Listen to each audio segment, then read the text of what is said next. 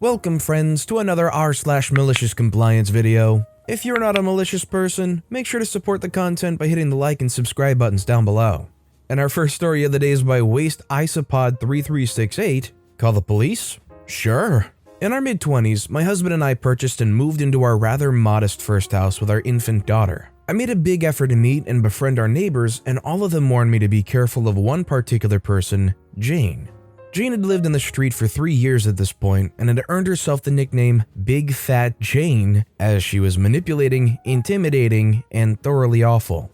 Jane ran a daycare from her house, but neighbors on both sides reported hearing her scream at the children and leave them unsupervised in the garden. It's important to note that Jane's partner is a police officer. The neighbors were scared of retaliation if they reported her or stood up to her. It seemed Jane would use this to get away with her horrific behavior.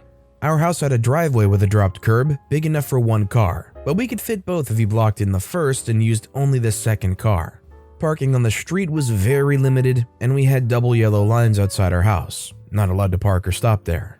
During some essential roof work, our driveway was taken up by scaffolding and a skip, so we parked in the street and my husband parked outside Big Fat Jane's house. The next day, when we went to his car, Big Fat Jane came running down our path shouting at him. She screamed about his anti-social parking, that his car would be towed and that he could expect it to be scratched up if he left it there any longer. My husband calmly explained that it was a public road and she had no right to police the space.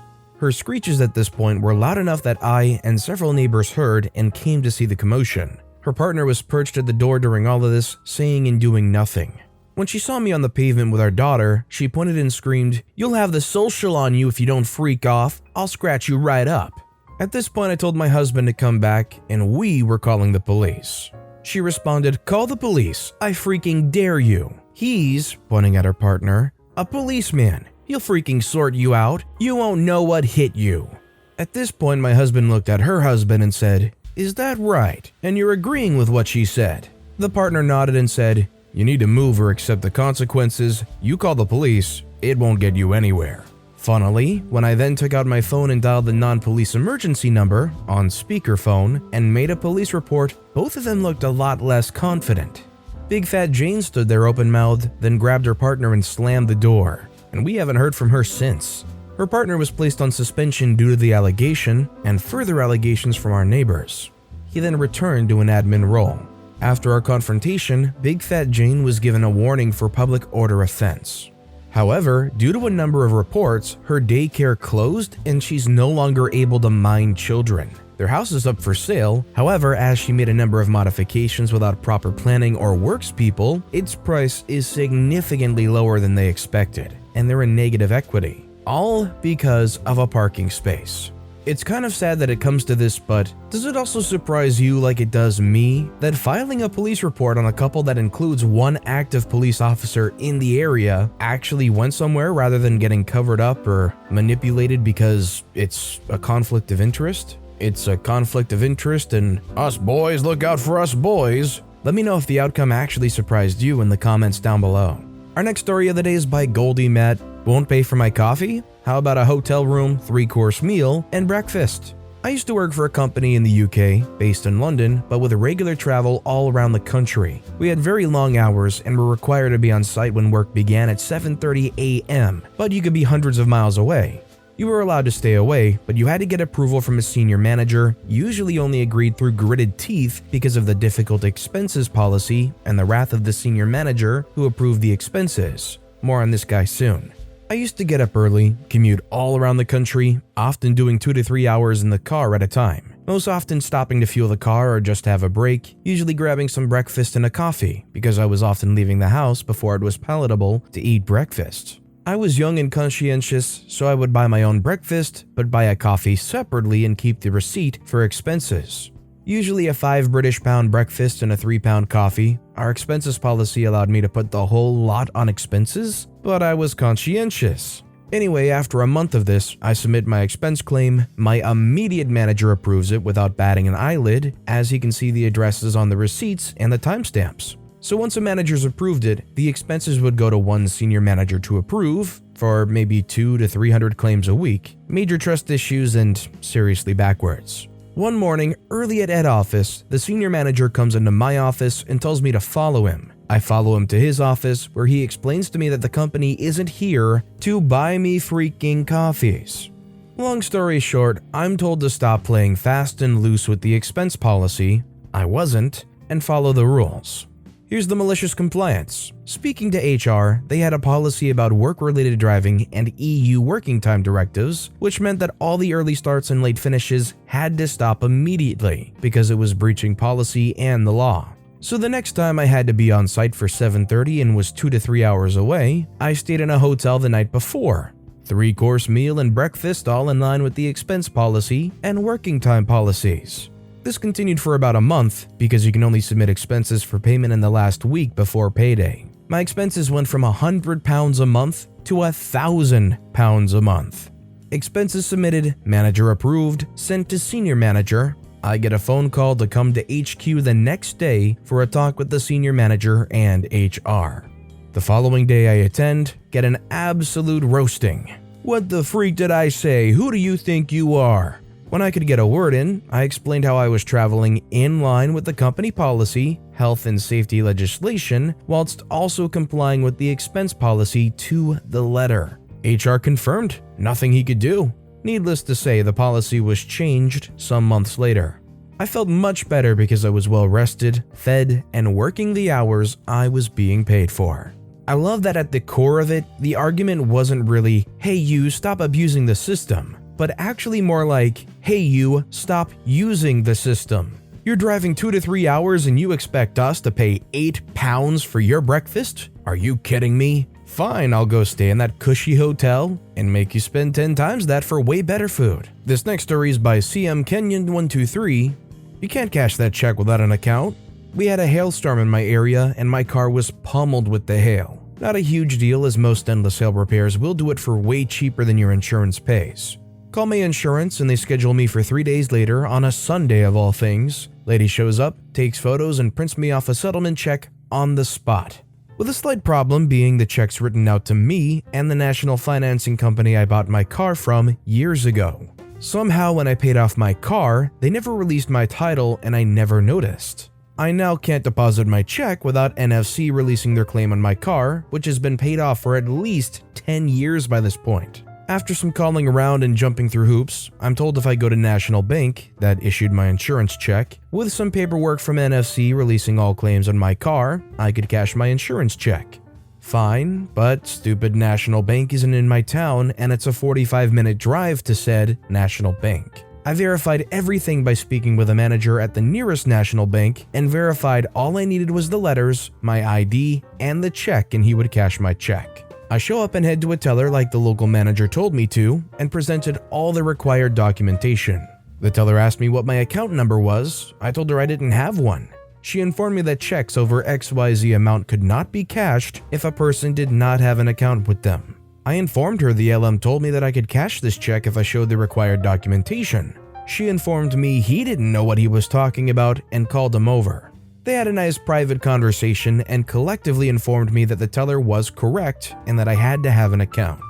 Funny enough, as I walked up to the bank, a sign was informing people that if new users signed up for an account and deposited an amount smaller than my insurance check, you would get a $250 sign-up bonus.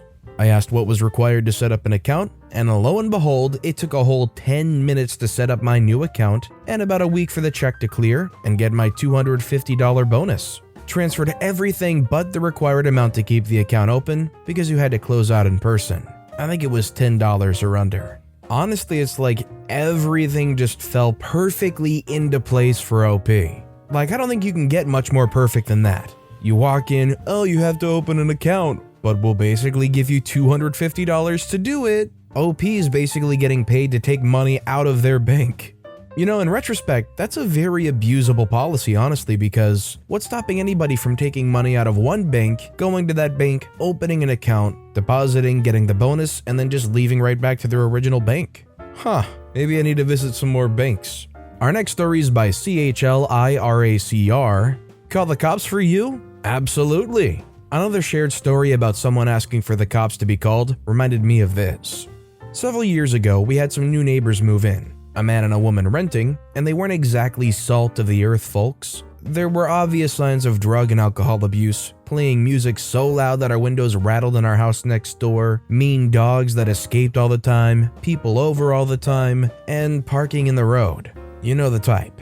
We tried to be polite but steered clear of them when possible. It was a bad situation, made worse only by the fact that the college kids that used to live there had moved out after years of neighborly bliss. Their parents actually still own the house, and I already made a couple of calls to them about the disturbances. I guess it must have been about a year after they moved in when I was driving home from work and headed down our street in a direction where I was passing in front of their house. It was almost dark out, and this was a small residential street with light traffic, and the speed limit was maybe 25 or 30. The man of the house was out in the streets stumbling around, yelling, flailing his hands, blocking cars as they were trying to get by. Obviously, he was wasted. He kept screaming for somebody to call the cops. I managed to eke by him and park in my driveway, and I watched for about 15 minutes as he continued this little show. I wanted to watch for any evidence that he was in any sort of jeopardy other than being in the street, so I looked at my wife and said, "You know what? He wants the cops. I'm going to oblige." I picked up the phone and dialed 911 and told them there was a man in the street blocking traffic and asking for someone to call the police. About 5 minutes later, the city's finest roll up in 2 squad cars. We went out and sat on our front porch and watched them try to get this dude into the back seat for 20 minutes, and ultimately, he was hogtied and thrown in on his stomach by the time they were done. I guess he didn't want the cops after all. We never saw him again, but a couple weeks later, there was a new man of the house that had moved in. We sold and moved a few months after that, but never saw the first guy again, so I have no idea what happened. I can only presume that he had outstanding warrants and was locked up. Yeah, unfortunately, I would agree with OP that they probably had some kind of outstanding warrants, considering the various forms of less than flattering behaviors and high probability that there was some illegal substances and actions going on in that house. It's not much of a stretch to believe. And our final story of the day is by OK Hovercraft 9959. The stairs are not for playing. I live in a second-story apartment where the stairs are inside the apartment. I frequently host family gatherings with my siblings and my 2 nieces. We used to put a child gate at the top of the stairs when the kids were smaller, but it's a major inconvenience for my short-legged family trying to get up and down the stairs. But as the kids have gotten older, we stopped using the gate as much. Here's where we have the malicious compliance. Last year, my sister and her family were over, including her 5-year-old kiddo. We decided to keep the stairs ungated since there was only 1 kid and lots of adults to keep an eye. I was still a little nervous about it, so I spent some time drilling into my niece that the stairs are not for playing. She knows this, but sometimes we'll play near the stairs, let a toy fall a couple steps, then, oops, gotta go down the stairs to get it. So I kept repeating, the stairs are not for playing, and having her repeat it back to me. The stairs are not for playing. So we're all hanging out. My niece is playing by herself in the living room. She calls her mom over because she has to ask her something. I hear them talking and my sister calls me over and says, "Hey, kiddo has a question to ask you." So I walk into the living room and ask what's up. My niece starts, "Well, you said stairs are not for playing." I say, "That's right, you can get hurt if you do so." She says, "Right, but what about toy stairs? Are those for playing?" She got me there. Toy stairs would be for playing. Her parents and I got a good laugh out of it, explained that while she was technically correct, these stairs were not a toy and she should not play on them. I think the best thing about this story is it shows that not only is the kid smart, but at 5 years old being able to differentiate things like that. I'm no expert, but to me it seems like a pretty advanced concept for a 5-year-old. As long as in the end they understand that toy stairs are toy stairs and actual stairs are for going up and down and not for playing around on. I think OP and their siblings have a good one on their hands. But with that being said, that's all the time we have for today. So of all these stories I've read today, which is your favorite and why? Let me know in the comments down below. And if you haven't yet, if you could like and subscribe, that would mean a lot to me. Whatever you do, whether it's liking, subscribing, turning notifications on, all of it helps grow this channel and I appreciate the heck out of it. So until next time, I'll see you all tomorrow with some more stories.